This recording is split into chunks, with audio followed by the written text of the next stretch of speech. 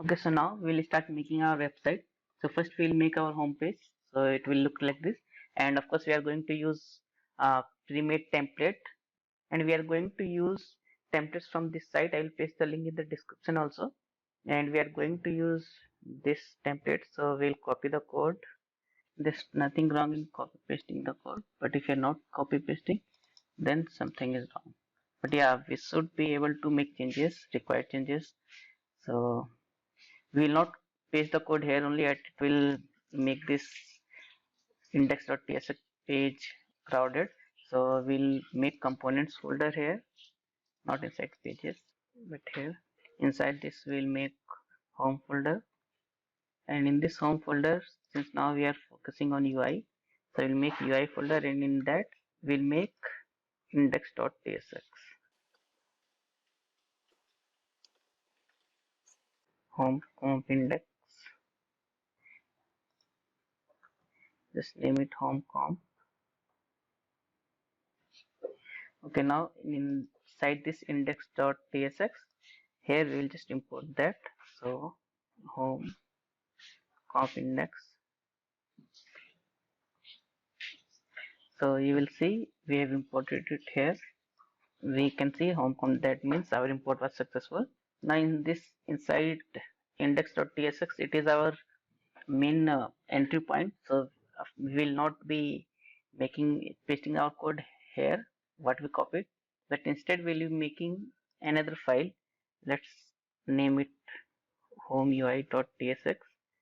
Why we are making this is because we want to have our code as clean as possible. If you make another component in home UI folder, so later on you can import it in index.tsx, and this home UI will import it here. Now we'll just import it. So in this way, if we have, let's say, another component, we can have that component inside this UI folder, and we will import it in this index.tsx. Okay, you can see our home page template what we copied is here. Now we need to make required changes so that it looks like this.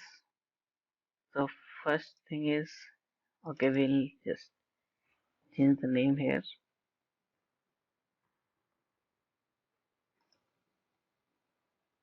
Here also I would suggest that you have your inspect element ready here, and we'll come to console so that we can see any error if there is.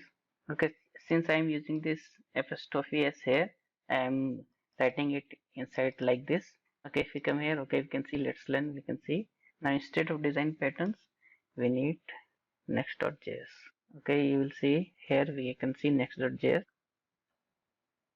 Okay, now you can see there are these two buttons, and in our UI we have button like this, so we'll make those changes. So first we'll remove this button. Okay, next.js with TypeScript. Now if you see here, we want to make similar type of buttons but with different text. So the easiest thing you can do is you can just duplicate this and change the code, but since we are going to have similar kind of decoration for our button, so what we can do is we can use this in a function. So just highlight this and then extract to function in, we'll name it text tag button, which accept text. We can see we are getting error that parameter text implicitly has an any type. So since we are using TypeScript, we need to specify what is this text. So we are going to give it a type that is a string. So now the error should go. And be careful, guys, like don't use capital S here. In TypeScript, we should use string with small s. So that take care of that. And instead of here, we will just write our text, and now we'll just provide our text here. Okay, so let's say now if you want to give some other property to this button, so you can just give the properties just here, and it will be implemented to all the buttons which we will be making. So yeah, now we have all these four buttons, so we can check our UI. Okay, now you will see that all these are overlapping with each other, and here it is perfectly fine. So I had made some changes. So you guys can try it by yourself, and after this we can wrap up our video. So try it out by yourself and give a solution in the comment section. And okay, yeah, now I will give the solution to this. So instead of stack here, we will be using wrap.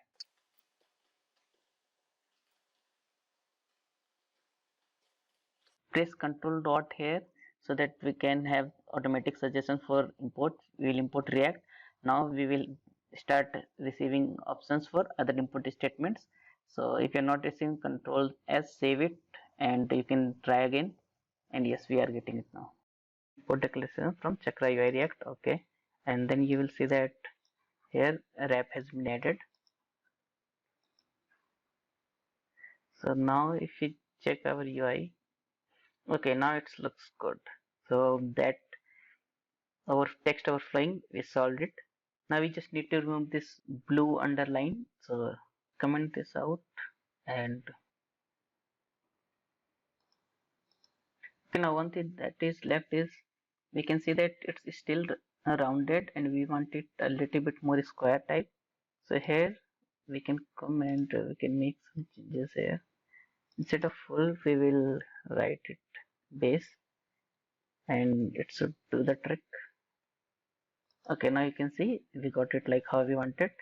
To know the properties which we can apply here, just hover over this rounded, and you can see all those properties which we can apply here.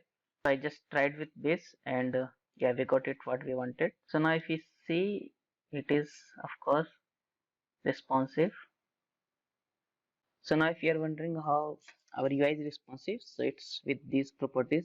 Like if you see here direction, base, column, and then medium, row. So for small devices, the UI is in column, and for medium width device, so it is in row. So if we change it to medium width, okay, our UI elements are arranged in row. And similarly for font size, if you see here, for different properties are there. For base, 3 XL, medium, 4 XL, large, 5 pixel. So according to the screen size, our font size will increase.